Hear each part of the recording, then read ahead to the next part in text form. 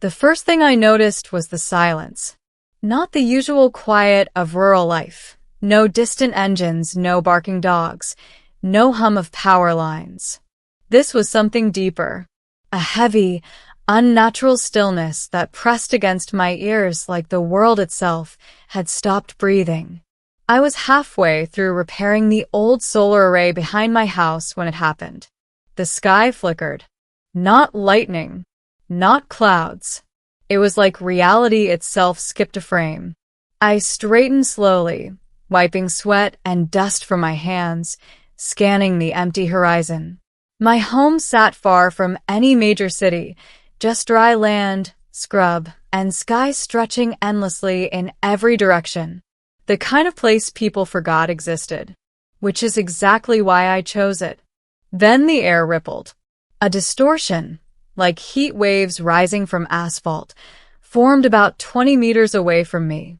At first, I thought it was some kind of atmospheric anomaly. Then something stepped through. I froze. It wasn't human. Tall, easily over 2 meters, but slender, almost fragile. Its limbs were too long, bending at angles that made my brain itch. Its skin shimmered like liquid glass, reflecting the world in fractured colors. And it wasn't alone. A second figure stumbled through the distortion behind it, smaller, its form hunched and trembling. The ripples snapped shut behind them. Just like that, whatever door they came through was gone. The taller one turned toward me. For a long moment, neither of us moved. Then it raised one elongated hand.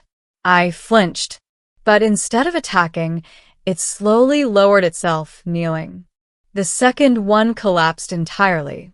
And that's when I realized something important. They weren't here to conquer. They were running. Okay, I muttered under my breath. Either I finally lost it, or today just got very interesting. The taller alien made a soft sound, like wind chimes underwater. It gestured toward the one on the ground, then toward me. I got the message. Help. I hesitated. Every instinct, I had screamed caution. I didn't know what they were, what they wanted, or if getting close to them would get me killed. But then I looked at the smaller one. It wasn't moving. And something in me, something stubborn and human, refused to walk away. All right, I said slowly, raising my hands. No sudden movements. I'm coming over. The taller one stayed perfectly still as I approached. Up close, the details were even stranger. Its skin wasn't skin at all.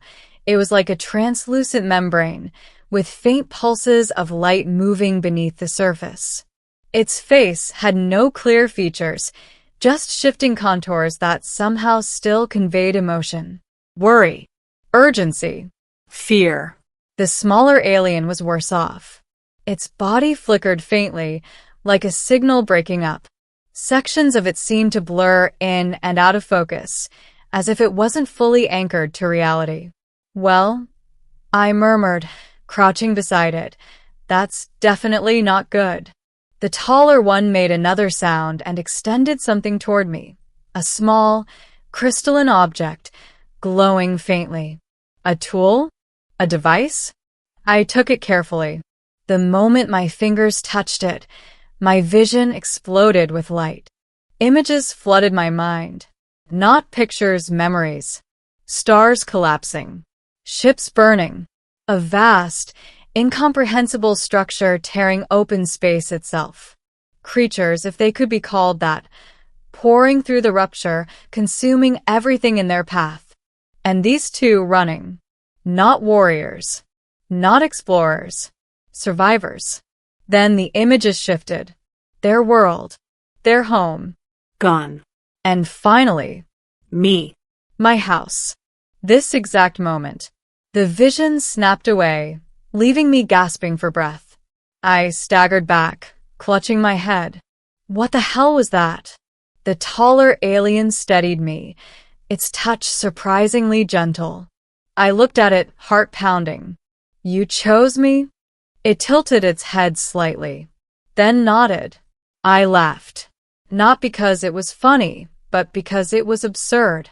Out of all the planets, all the people, you picked the guy living off-grid in the middle of nowhere? Another soft chime. Not random. Intentional. Deliberate. I exhaled slowly. Of course you did. I looked down at the smaller one again. Its flickering was getting worse.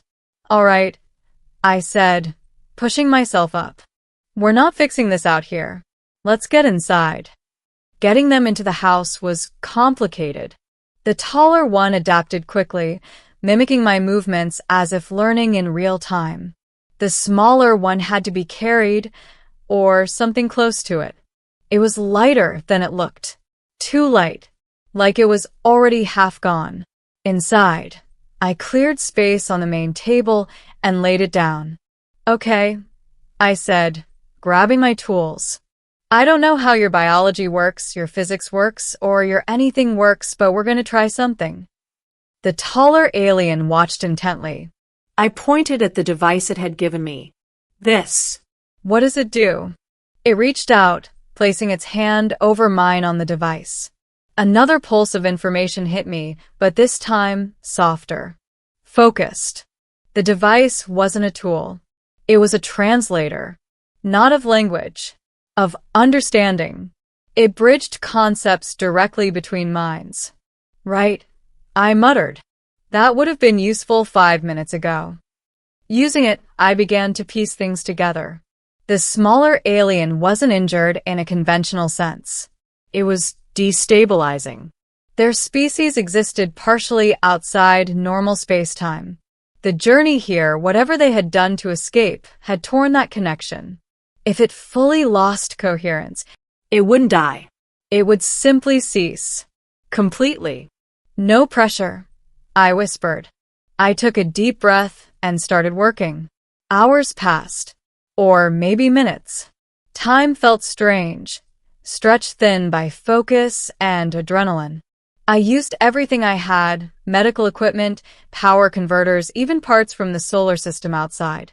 None of it was designed for this, but the principles, energy, stability, feedback loops, those were universal. The taller alien assisted, learning faster than I could explain. Together, we improvised. Adapted. Pushed.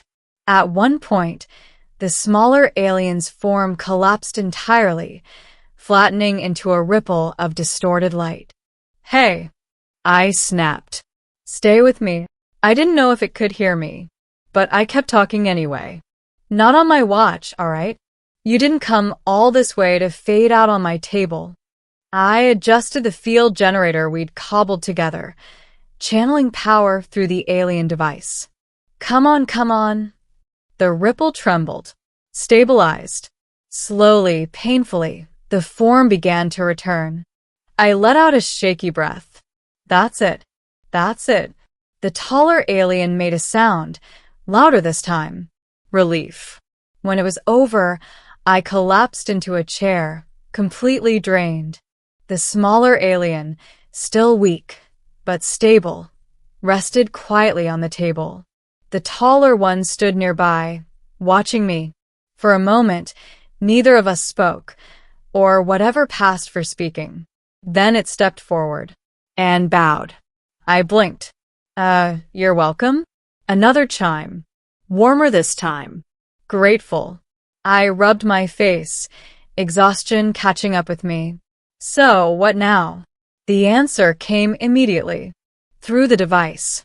Through shared understanding. They couldn't go home. There was no home left. And whatever had destroyed it was still coming. I stared at them. You're telling me those things you showed me, those whatever they are, they can follow you here? A pause. Then, yes. I leaned back, letting out a long breath. Of course they can. I looked around my small, quiet home. My safe place. My isolated corner of the world. Guess that's over. The taller alien stepped closer. There was hesitation in its movement now. Uncertainty. It projected a single, clear idea. We will leave. Before they find us.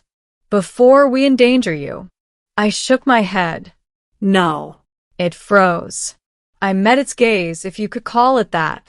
You came here because you needed help. You got it. That doesn't mean I'm just going to send you off to die somewhere else. Another pulse. Confusion. Why? I smiled faintly, because that's what we do. The next few days were surreal. I wasn't just fixing an alien anymore. I was hosting them, living with them, learning. Their names didn't translate cleanly, but the closest approximations were Kale, the taller one, and Sarah, the one I'd helped stabilize. They learned quickly, faster than anything I'd ever seen. Language, technology, culture, it all clicked into place with terrifying efficiency. But they didn't just learn. They adapted. My house changed. Not physically, at least not at first, but functionally. Devices began to integrate, systems improved themselves, and the energy output of my little solar array somehow tripled overnight. You're upgrading my house now, I asked one morning. Kale tilted its head. A soft chime. Improvement. I laughed. Can't argue with that. But beneath the surface, tension grew. Because we all knew it wasn't over. The warning came at night. I woke to a low, resonant hum vibrating through the walls. Kale was already awake, standing at the window, watching the sky. What is it? I asked, grabbing my jacket. It didn't answer. It didn't need to. I followed its gaze and saw them. At first, they looked like stars. Too bright, too steady. Then they moved, not across the sky, through it, tearing faint lines in the darkness as they descended. My stomach dropped. They found you. Kale's response was immediate. Yes. Sarah was already up, its form steady now, but tense. Ready. I swallowed hard. Okay, so what's the plan? Kale turned to me, and for the first time since they arrived, I felt something new. Not fear, not urgency, confidence. We fight. I blinked. We what? The ground shook as the first impact hit.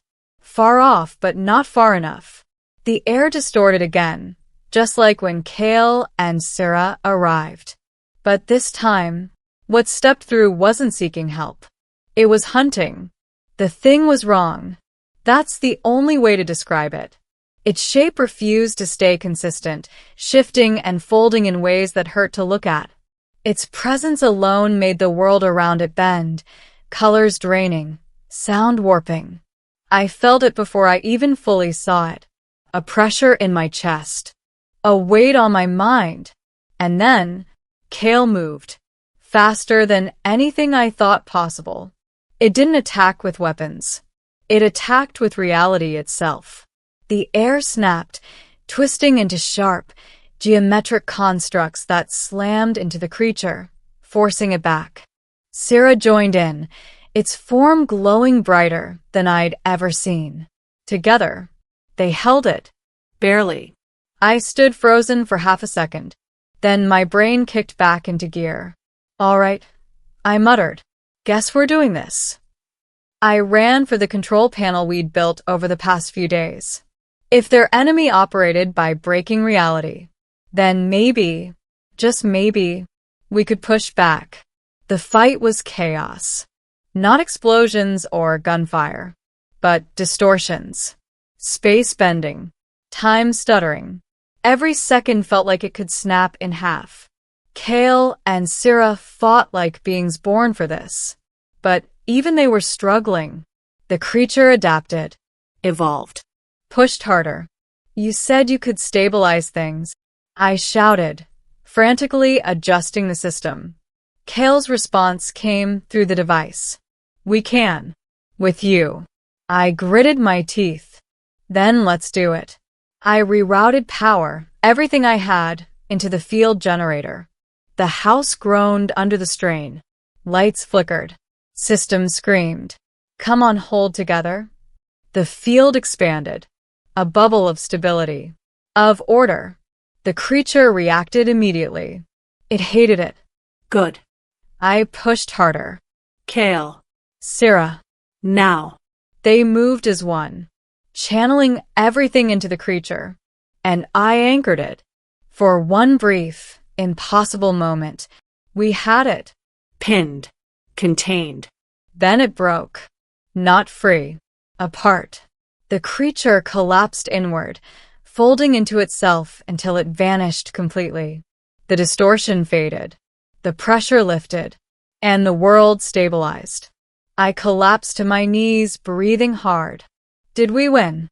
Silence. Then, yes. The sky was quiet again. The stars normal. Still. I sat on the porch, staring up at them, trying to process everything that had just happened. Kale and Syrah stood nearby. Alive. Safe. For now. I let out a tired laugh. Well, that escalated quickly. Kale made a soft, almost amused sound. Then it projected a final thought. Not of danger, not of fear, but of something else. A question. Stay? I looked at them, then at my home, then back at the sky, and I smiled. Yeah, I said. I think you two make pretty good neighbors. And just like that, my quiet, forgotten corner of the world wasn't so quiet anymore. But for the first time, I didn't mind.